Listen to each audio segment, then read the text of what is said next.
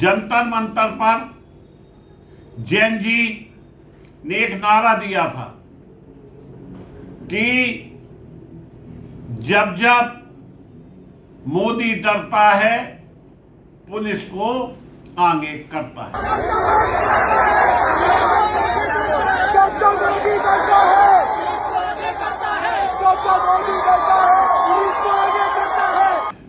वह बात किसी हद तक सही नहीं।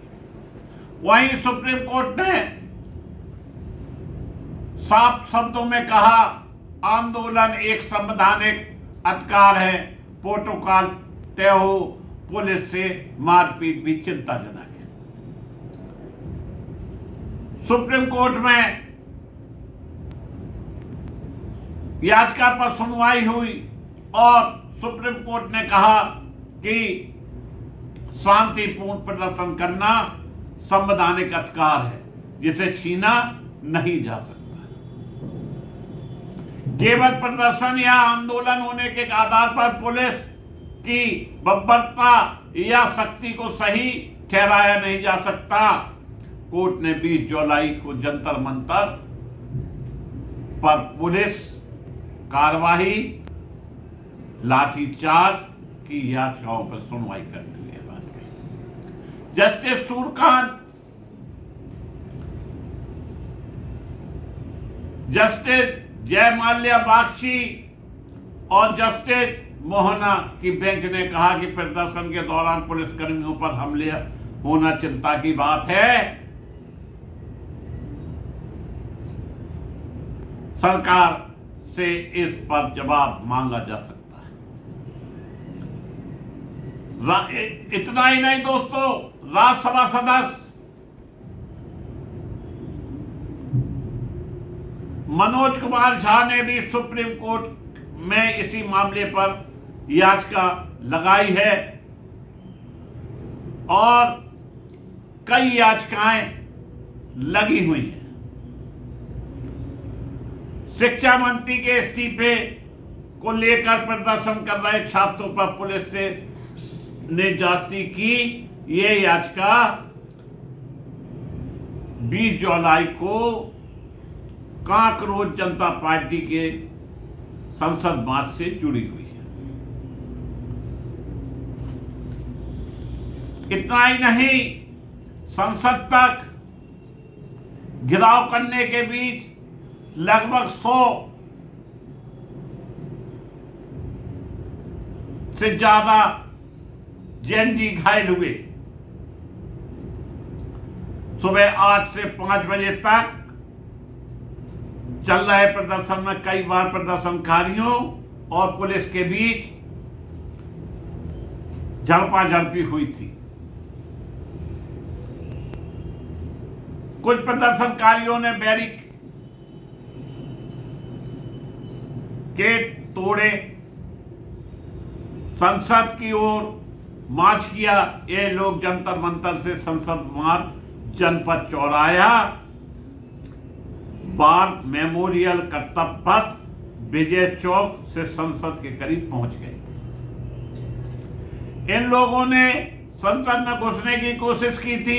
इसके बाद पुलिस ने आंसू गैस के गोले छोड़े थे। देर शाम को पथराव की तस्वीरें सामने आई। इसमें 1 सैकड़ा से अधिक लोग घायल हुए। हालांकि पुलिस ने शाम 5 बजे तक जंतर मंतर को खाली करा लिया, लेकिन रात करीब 11 बजे सीजेपी समर्थक जंतर मंतर पहुंचे और फिर से प्रदर्शन शुरू कर दिया। इतना ही नहीं, उच्च न्यायालय में जंतर मंतर कांकरोज जनता पार्टी के प्रदर्शन से जुड़े प्रदर्शनकारियों की पुलिस कैमरे से निगरानी को चुनौती देने वाली याचिका पर सुनवाई टाल दी है। मुख्य न्यायाधीश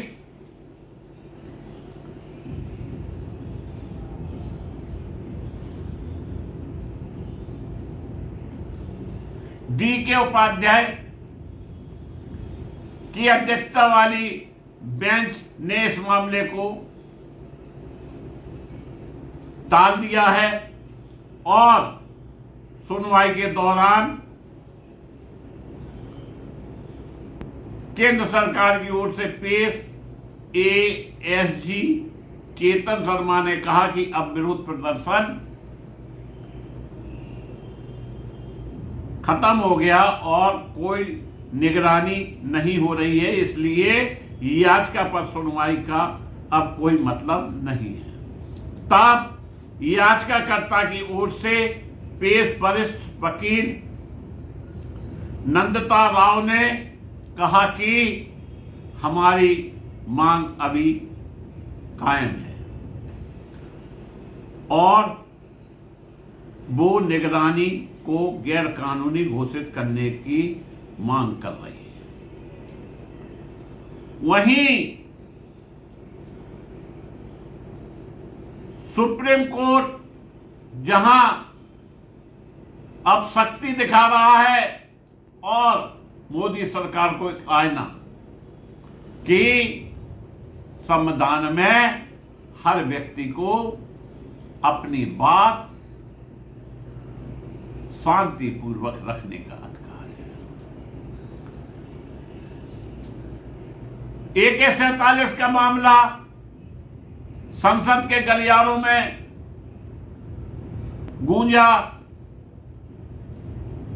और उसकी गूंज सुनाई दी, जिसमें छात्र प्रदर्शन के दौरान AK-47 से हवाई फायरिंग पर 3 पुलिसकर्मी निलंबित किए गए। बिहार के सिवान जिले के छात्रों के प्रदर्शन के दौरान पुलिस द्वारा AK-47 से हवाई फायरिंग किए जाने का मामला राजनीतिक विवाद का विषय बन गया और AK-47 तब चलाई जाती है जब आपको पता है आतंकवादी। घटना का वीडियो सोशल मीडिया पर वायरल होने के बाद विपक्ष ने राज्य सरकार और केंद्र सरकार पर तीखा हमला बोला। वहीं बिहार पुलिस ने कार्रवाई करते हुए 3 पुलिसकर्मियों को निलंबित कर दिया। यह घटना 25 जुलाई को घटित हुई, वो भी बिहार के सिवान में। उस समय हुई जब छात्र केंद्रीय शिक्षा मंत्री धर्मेंद्र प्रधान के इस्तीफे की मांग को लेकर प्रदर्शन कर रहे थे। हवा में फायरिंग AK-47 द्वारा की गई है, यह कहा जा रहा है। सिवान के पुलिस अधीक्षक SP पूनम झा ने बताया कि बिहार पुलिस के विशेष टीम SIT में तैनात जवान अभिषेक पटेल सहित 3 पुलिसकर्मियों को निलंबित कर दिया गया। हालांकि AK-47 की फायरिंग से कोई घायल नहीं हुआ। दोस्तों, एक और बड़ी खबर है कि CJP फिर आंदोलन की चेतावनी दे रही है। मोदी सरकार ने समझौता तोड़ा तो देश भर में सैकड़ों छात्र अरेस्ट और झूठे मुकदमे वापस नहीं हुए। इसको लेकर पुनः आंदोलन किया जा सकता है। कांग्रेस पार्टी ने चेतावनी दी है कि प्रदर्शनकारियों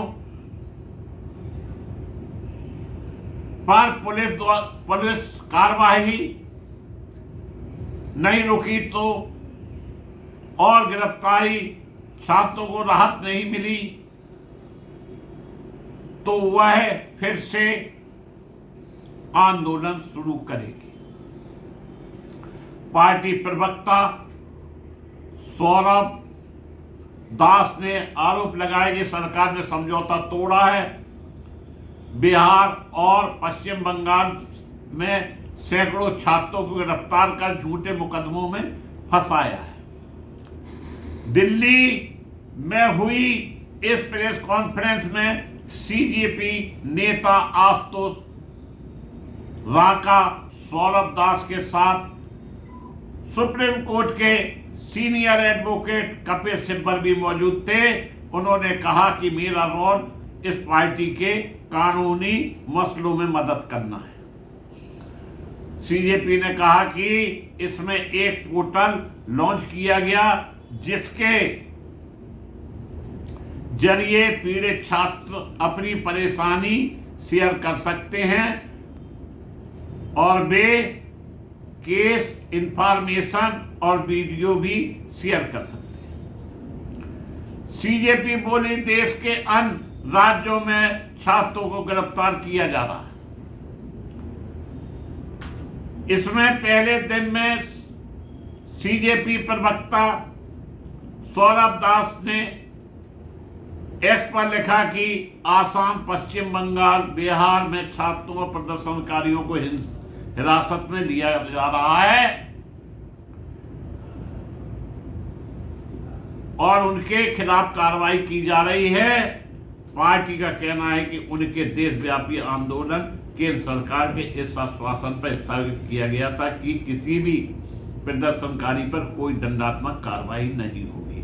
सीजेपी ने चेतावनी दी, यदि सरकार ने अपने वादे पूरे नहीं किए, वादे से पीछे हटी तो लाखों युवा के विश्वास को तोड़ा तो यह धोखा होगा और कॉकरोच पार्टी फिर से आंदोलन के लिए बात होगी। इतना ही नहीं, सुप्रीम कोर्ट के